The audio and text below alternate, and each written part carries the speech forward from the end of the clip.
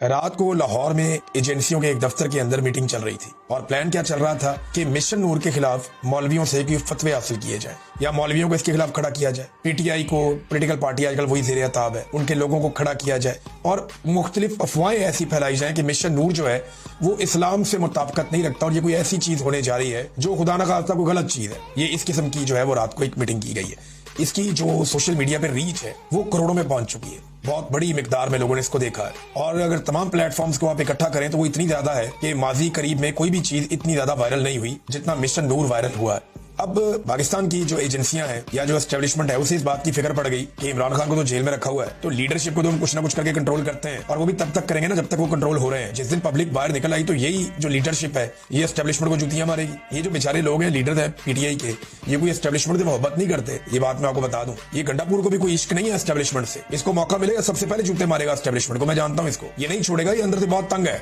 और मैं ये भी नहीं कहता कि गंडापुर इमरान खान का कोई दुश्मन है, नहीं, वो इमरान खान के वफादार साथियों में से है।